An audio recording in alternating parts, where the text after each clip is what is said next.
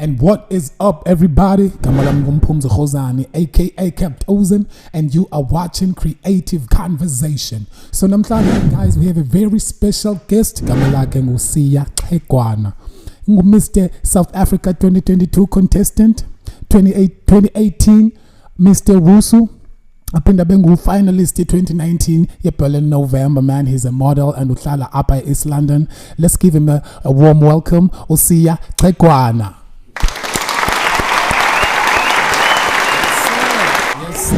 Yes, sir. Na na na na. Na na na na. Yeah. Piti Asemahle lavo. Utano lwetu kwenye level. No babachaluti. Yes, we live. We're back at it again. I'm still your host to Pt.1, guys. I'm still here. No see ya, guys. Xegwana, you know. As most of you might know, a model can be a very rewarding, career path, especially for abantu who are interested with fields like advertising, and fashion, So guys, namhlanje sihleli noSiya. I'm gonna be, chopping it up with the dude, We're gonna find out through his modeling career, and the student life cycle, what has been going down. So I'm gonna hand over to Siya and Katlego. Okay, first and foremost, dog, welcome to the show, man. Thanks, brother, man. Thanks, man. Appreciate you, man. Shout out. So Katlego, bro, can you just brief us a bit about your background? But can you Siya Xegwana ngowapi and where's he from?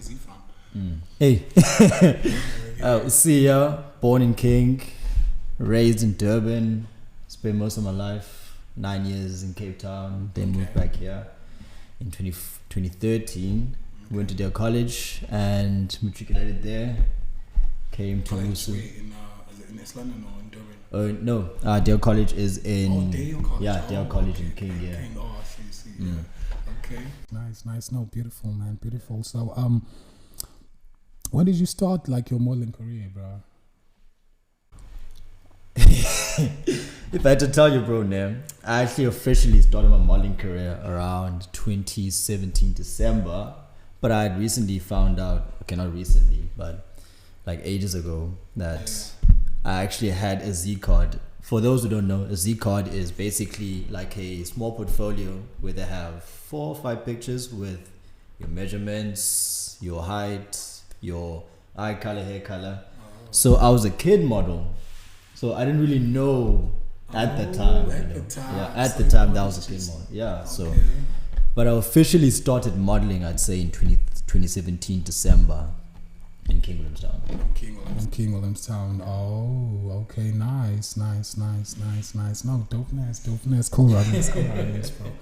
Cool running. So, in the modeling industry, bro, when you first started, in 2017, is there anything that surprised you that you expected out of modeling? Is there anything that when you got into the modeling industry, you checked, hey, I did not expect, or you just thought, okay, cool, no, it's modeling, I'm in. Is there any surprises that, you came across? Not really, because what people have to understand that in modeling is that most importantly, you need to love yourself, first of all. You need to have confidence, self-esteem, self-confidence, all of that. So when I started off in modeling, I didn't have any of those. The only thing I had was a walk, dress sense, but never really believed in myself in any kind of way. So guy approached me in 2017 saying that, no, listen, we have a fashion show. At the time, it was...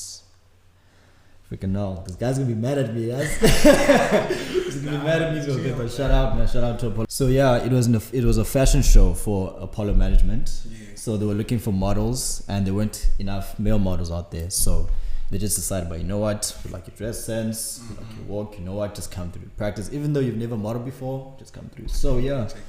So yeah, man. So the first time I went to practice, everything kind of seemed out of place because, I didn't really have a posture. I just had, legs could walk, but, you need the up. Yeah, everything needs to be in sync and everything. Yeah, so first fashion show, I'd say I didn't have the confidence, but I loved every minute of being there. And in 2018, that's where I started to build my own confidence, get my own style and everything. So yeah, but I'd say the new thing that I didn't expect in modeling is that I'd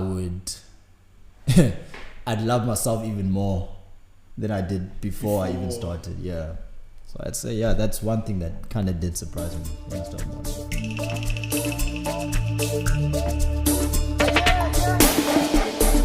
Hey, dude, culture, man. What does modeling mean to you? Like, we know that most of Kala and very okay, cool. You just recently started, yeah, but then you didn't know what you're getting yourself into because okay, cool, you knew about you had the books and everything, but what does it mean to you? Like now that you know that you're full time, you know, down the career, like what does it actually, you know, mean to you? I'd say, yeah, it's a lifestyle. Yeah, modeling is a lifestyle because in everything that you do, you represent yourself wherever you go. Because I go by the saying of the world is my runway. Wow. The world is my runway. So everywhere I go, I have to represent myself in every way. So whether it's eating well, representing well, getting to know people, being nice to people, being humble, all those kind of things. Yeah. So yeah, I'd say it's more of a lifestyle, you know. So it's become a part of my lifestyle. The way I walk in the street is a way I would walk on a runway. Obviously, you know, with professionalism, you know, on the side. But so basically, you have to live this thing. It doesn't have to be a matter of, you know, you being a model only when you know, maybe you're on a show or whatever. You know, you have to just, you know, be a model like on everyday basis. Yeah, bro, you have to live for this thing. You have to live for this thing at every moment and every day. You have to live for this industry because I'm telling you right now, bro, if you do not live for this thing, it'll bite you in the neck. It'll bite you in the neck because the modeling industry, I would say, is it's a very, very toxic industry. Yeah. So you don't know who to trust, who to really rely on. You don't know who your friends are. So in everything that you do, you have to represent yourself, know where you are going, know where you are, and stick to that lane. Don't try to be everybody else. I know people say fake it to make it, which is okay, but don't let it get to the point where it changes you as an individual. Yeah. Nice. Now, cool runnings. I'm in the lake on my own. Give me a bit and I'm gone. Wake up and roll it and die it. That's why you will always find it. And welcome everybody on the Creative Conversation Podcast. It's your boy Pt.1. Mpumzi Rozani and the no Siyanda Xegwana out here, y'all. Contestant Mr. South Africa. You know, this show gonna be very different, guys. I want you guys to get up off your seat and be live because it's out there, man. I'm saying. You feel me? So without further ado, man, let's get right to it. Like, Siyanda, bro, like, can you just let us know about what are some of your, you know, what are some of the resources that have helped you along the way? You know, some of the resources that have helped you along the way, you know, to get where you are right now. You know, because I'm sure there are some tools that you need, you know, for you as a model, you know, in order to step your way up the, you know, the ladder. Yeah, but I'd say I was fortunate to now. I was fortunate enough to start modeling with people who just started out with their own brands. For example, Undimi Clothing had just started in 2016. Yeah, I think I've seen that from King. Man. I think this dude one struck that hoodie. Yeah, I think I've seen that. I think I've seen that brand. Undimi Clothing was established in 2016, and then it has a dripping artwork, ne? Like also has different like logos and stuff. I'd say there's usually the new logo is an N. Okay. It's like an N. I'll show you a picture later, but yeah, in 2016 they were established.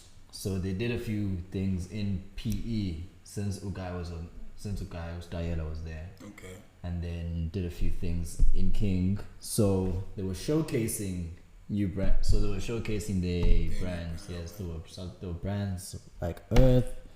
There was Ulu Creations that's now turned into a photography brand. Okay. And there was African Child. Yes, I think African Child was there as well, and Nundibi Clothing were like showcasing the new clothing. So I was fortunate enough to start with those people, with those local brands, and then from there, I was able to create my own content. Even though I wasn't really in an agency, but I was able to start a following. People knew who I was. So for them to know who I was, I had to give them what they needed, which is content. So yeah. So I travel between Ipotstown, so I would travel from Ipotstown to Ekane for photo shoots like every weekends. Wow. Every weekend, whether it's for Rundimbi, for casual clothing, smart casual. So yeah. So this Ndimbi brand is as big in King. Oh, it was starting out at that time. Yeah, but I'd say it's very big again. It's very big again. Nice, man. Nice. Shout out to Ndimbi Clothing. Shout out to Ndimbi Clothing. Live and direct at Walter SISULU University. Mpumzi Rozani, and I'm your host for a Creative Conversation podcast. I'm still with Siyanda Xegwana, guys. We're still out here chopping it up. So Sia, can you just briefly tell us, bro? I'm sure since you just mentioned that as a model, that you need to build your own confidence and make sure that by all means you always stay, consistent with being confident with yourself. So when, bro, what keeps you motivated? I know like a lot of people's background is in Abakunda, but especially in Jembusi recently about in modeling, like it's a toxic industry. Like there's a lot of things that keeps you motivated. Yeah, bro. So like how do you always keep up, like to keep yourself, on top of your game? And what keeps you going? How keeps you motivated? Yes, I've never actually thought of what really keeps me going.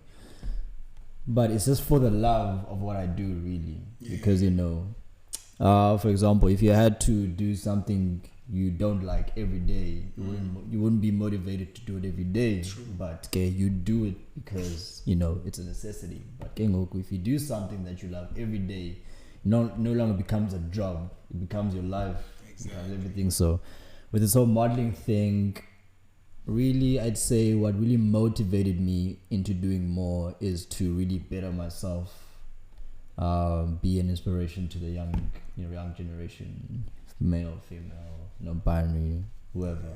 As long as whoever wants to pursue this career, they go in with the right mindset and the right intentions as well. True, my dude. True, man. So, bro,